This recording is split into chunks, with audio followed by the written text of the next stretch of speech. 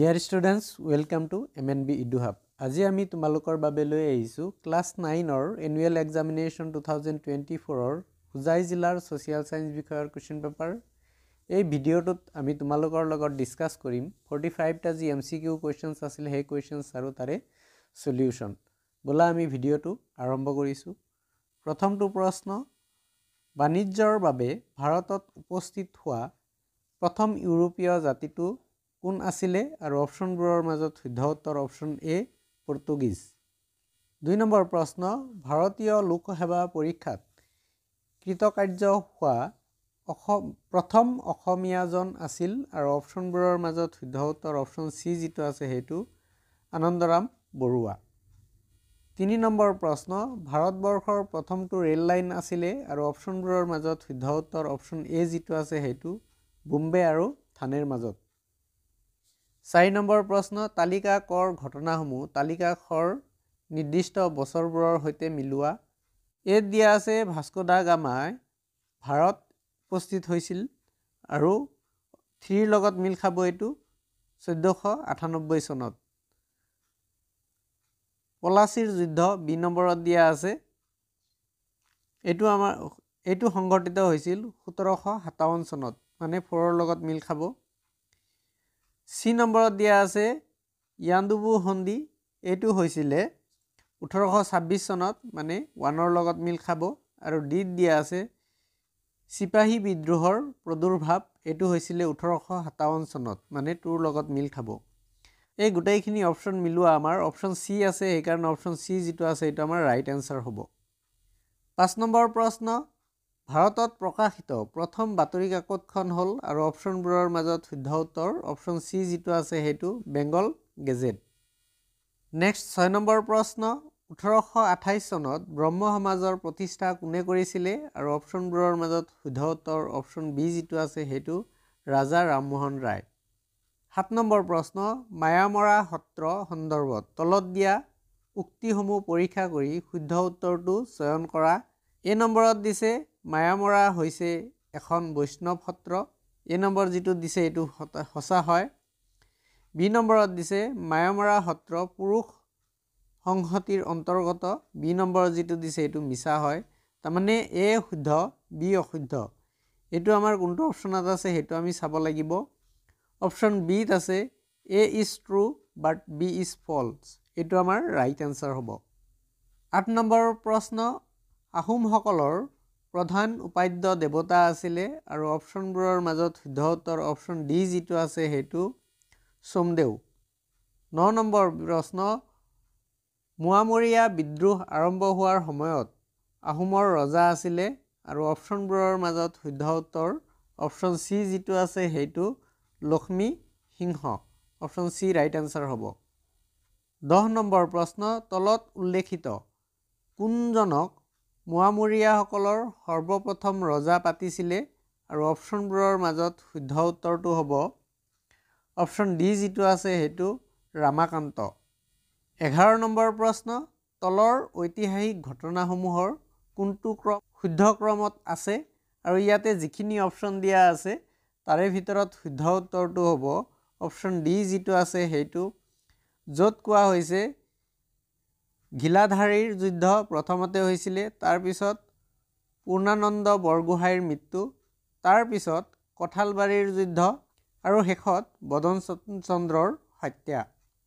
12 number প্ৰশ্ন, captain ৱেলছৰ সামৰিক অভিযানৰ সময়ত অসমৰ প্ৰধানমন্ত্ৰী আছিলে আৰু অপশনবোৰৰ মাজত শুদ্ধ উত্তৰটো হ'ব অপশন সি যিটো আছে সেইটো পূৰ্ণানন্দ বুঢ়াগোহাঁই।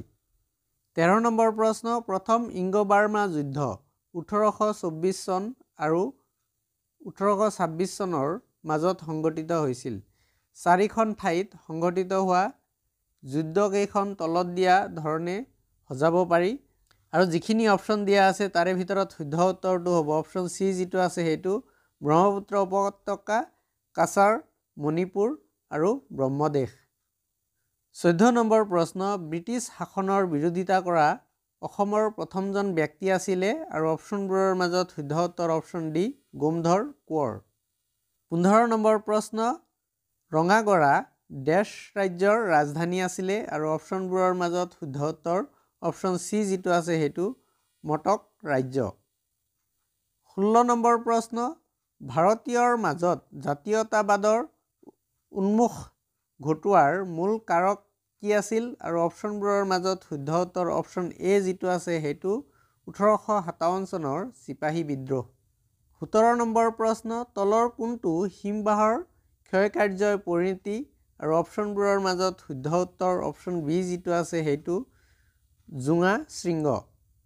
18 নম্বৰ প্ৰশ্ন, বতাহৰ গতিবেগৰ এককটো কি আৰু অপশ্যনবোৰৰ মাজত শুদ্ধ উত্তৰ অপশ্যন এ যিটো আছে সেইটো নট। 19 নম্বৰ প্ৰশ্ন, ইনচেলবাৰ্গ সৃষ্টিত কাৰ ভূমিকা সৰ্বাধিক আৰু অপশ্যনবোৰৰ মাজত শুদ্ধ উত্তৰ অপশ্যন চি যিটো আছে সেইটো বতাহ। 20 নম্বৰ প্ৰশ্ন, তলত উল্লেখিত ভাৰতৰ কোনখন নদীৰ পাৰৰ প্ৰাকৃতিক বান্ধ দেখা যায় আৰু অপশ্যনবোৰৰ মাজত শুদ্ধ উত্তৰ অপশ্যন চি ব্ৰহ্মপুত্ৰ। 21 নম্বৰ প্ৰশ্ন, মৌচুমী বতাহ তলৰ কোনটো শ্ৰেণীৰ অন্তৰ্গত আৰু অপশ্যনবোৰৰ মাজত শুদ্ধ উত্তৰ অপশ্যন চি গৌণ বতাহ। 22 নম্বৰ প্ৰশ্ন, বায়ুমণ্ডলৰ বিভিন্ন স্তৰসমূহৰ অৱস্থান ভূপৃষ্ঠৰ পৰা ক্ৰম অনুসৰি সজোৱা আৰু ইয়াতে কাৰেক্ট ছিকুৱেন্সটো হ'ব অপশ্যন বি যিটো আছে সেইটো প্ৰথমতে ট্ৰপোস্ফিয়াৰ, তাৰপিছত হ'ব ষ্ট্ৰেটোস্ফিয়াৰ, তাৰপিছত মিছস্ফিয়াৰ আৰু শেষত থাৰ্মোস্ফিয়াৰ। সেইকাৰণে অপশ্যন বি যিটো আছে এইটো আমাৰ ৰাইট এনচাৰ হ'ব। 23 নম্বৰ প্ৰশ্ন, ভাৰতীয় উপকূল ৰেখাৰ মুঠ দৈৰ্ঘ্য হৈছে আৰু অপশ্যনবোৰৰ মাজত শুদ্ধ উত্তৰ অপশ্যন এ 6100 কিলোমিটাৰ। 24 নম্বৰ প্ৰশ্ন, মোৰ এজন পত্ৰবন্ধু এখন দেশৰ পৰা আহিছে যিখন দেশৰ সীমা ভাৰতৰ সৈতে সংযোগ নাই, দেশখন চিনাক্ত কৰা আৰু অপশ্যনবোৰৰ মাজত শুদ্ধ উত্তৰটো হ'ব অপশ্যন বি যিটো আছে সেইটো তাজিকিস্তান। 25 নম্বৰ প্ৰশ্ন, তলত দিয়া অংগ দুটা মিলোৱা আৰু কোডসমূহ ব্যৱহাৰ কৰি সঠিক উত্তৰটো বাছি উলিওৱা। 1 নম্বৰত দিয়া আছে চিৰসেউজীয়া উদ্ভিদ, এইটো আমাৰ চিৰ লগত মিল খাব। A1 যিটো আছে এইটো চিৰ লগত ৰবৰ। 2 নম্বৰত দিয়া আছে মৌচুমীয় উদ্ভিদ, এইটো আমাৰ ডিৰ লগত মিল খাব চেগুন। 3 নম্বৰত বদ্বীপীয় উদ্ভিদ দিয়া আছে, এইটো এৰ লগত মিল খাব সুন্দৰী। আৰু 4 নম্বৰত দিছে পাৰ্বত্য উদ্ভিদ, এইটো আমাৰ আলপাইন যিটো 2 আছে এইটোৰ লগত মিল খাব। আৰু এই অপশ্যন মিলোৱা আমাৰ ক'ত আছে সেইটো আমি চাব লাগিব, এইটো আছে আমাৰ অপশ্যন বিত, সেইকাৰণে অপশ্যন বি যিটো আছে এইটো আমাৰ ৰাইট এনচাৰ হ'ব। 26 নম্বৰ প্ৰশ্ন, জনপ্ৰব্ৰজনৰ এটা মূল কাৰক হিচাপে গণ্য কৰা হয় আৰু অপশ্যনবোৰৰ মাজত শুদ্ধ উত্তৰ অপশ্যন এ যিটো আছে সেইটো সমাজ পৰিৱৰ্তন। নেক্সট আমি 27 নম্বৰ প্ৰশ্নলৈ আহিছোঁ। উক্তিত কৈছে দক্ষিণ ভাৰতৰ নদীসমূহৰ পাৰত ডাঙৰ চহৰ নগৰ গঢ়ি উঠিছে। উক্তি যিটো কৈছে এইটো মিছা হয়, এইটো সঁচা নহয়।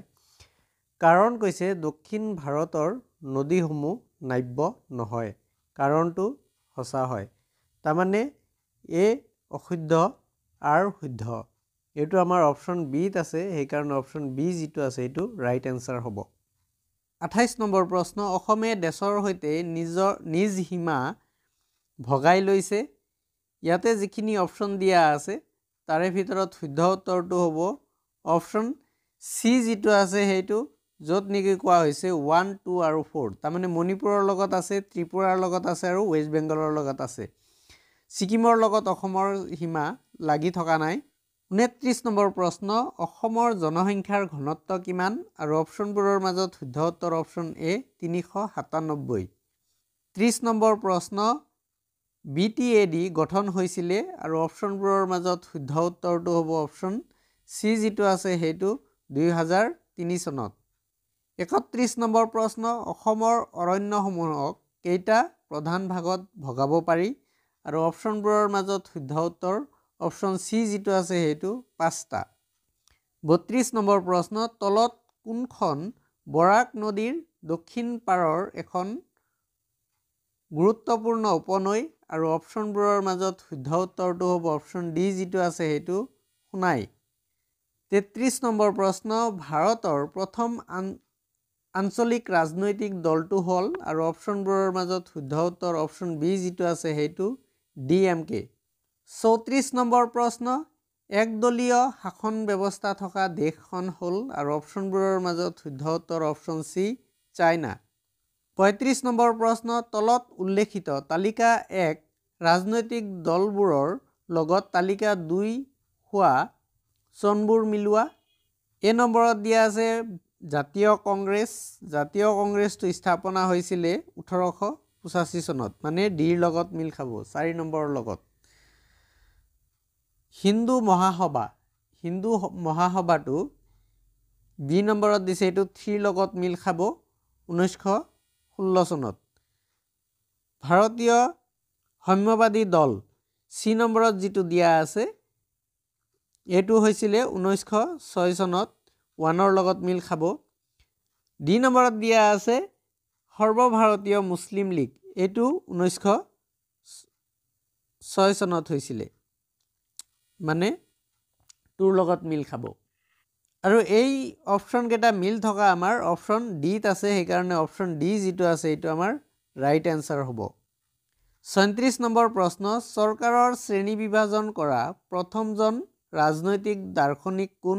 আৰু অপশ্যনবোৰৰ মাজত শুদ্ধ উত্তৰ অপশ্যন এ যিটো আছে প্লেটো।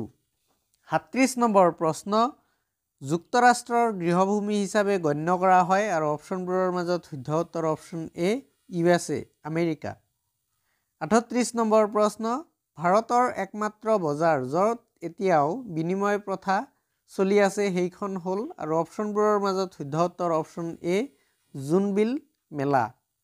39 নম্বৰ প্ৰশ্ন, অৰ্থবিজ্ঞানৰ পিতৃ হ'ল আৰু অপশ্যনবোৰৰ মাজত শুদ্ধ উত্তৰ অপশ্যন চি যিটো আছে সেইটো এডাম স্মিথ। 40 নম্বৰ প্ৰশ্ন, এখন দেশৰ মুঠ ৰাষ্ট্ৰীয় আয়ক দেশখনৰ জনসংখ্যাৰে ভাগ কৰিলে যি মান পোৱা যায় তাকে দেশখনৰ ডেছ বোলে আৰু অপশ্যনবোৰৰ মাজত শুদ্ধ উত্তৰ অপশ্যন বি যিটো আছে সেইটো জনমূৰি আয় বুলি কোৱা হয়। 41 নম্বৰ প্ৰশ্ন, প্ৰতি 1000 জন শ্ৰম শক্তিৰ অসমত নিবনুৱাৰ সংখ্যা হৈছে আৰু অপশ্যনবোৰৰ মাজত শুদ্ধ উত্তৰ অপশ্যন ডি 51 জন। 42 নম্বৰ প্ৰশ্ন, মুদ্ৰাস্ফীতি হ'ল আৰু অপশ্যনবোৰৰ মাজত শুদ্ধ উত্তৰ অপশ্যন এ যিটো আছে সেইটো অৰ্থনৈতিক সমস্যা। 43 নম্বৰ প্ৰশ্ন, 2011 চনৰ লোকপিয়ল অনুসৰি তলত উল্লেখ কৰা ৰাজ্যসমূহক লিংগ অনুপাতৰ ভিত্তিত অৰ্ধক্ৰমত সজোৱা আৰু অপশ্যনবোৰৰ মাজত শুদ্ধ উত্তৰটো হ'ব অপশ্যন ডি যিটো আছে সেইটো প্ৰথমতে কেৰেলা হ'ব, তাৰপিছত হ'ব মিজোৰাম, তাৰপিছত হ'ব অসম আৰু শেষত হাৰিয়ানা। ডেছ হৈছে এজন ইংৰাজ শল্য চিকিৎসক যিয়ে মোগল সম্ৰাট ফাৰুচিয়াৰক বিষাক্ত ৰোগৰ পৰা আৰোগ্য কৰিছিলে আৰু অপশ্যনবোৰৰ মাজত শুদ্ধ উত্তৰ অপশ্যন চি যিটো আছে সেইটো ডক্টৰ হেমিল্টন। নেক্সট 45 নম্বৰ যিটো প্ৰশ্ন আছে ইয়াতে আমাৰ অপশ্যনে দিয়া নাই, সেইটো আমি কৰা নাই। বাকী ইয়াতে যিখিনি প্ৰশ্ন দিয়া আছে এইটো ডেছক্ৰিপটিভ টাইপ কুৱেশ্যন হয়। ডিয়াৰ ষ্টুডেণ্টছ, তোমালোকৰ লগত যদি বিভিন্ন জিলাৰ প্ৰশ্ন কাকত আছে সেইবিলাক তোমালোকে আমাৰ লগত শ্বেয়াৰ কৰিব পাৰা, আমি তোমালোকৰ লগত MCQখিনি ডিছকাছ কৰিব পাৰিম। আশা কৰিছোঁ ভিডিঅ'টোৱে তোমালোকক বহুত সহায় কৰিব। যদি ভিডিঅ'টো ভাল লাগিছে তেতিয়াহ'লে লাইক, কমেণ্টছ আৰু শ্বেয়াৰ নিশ্চয় কৰিবা। ধন্যবাদ।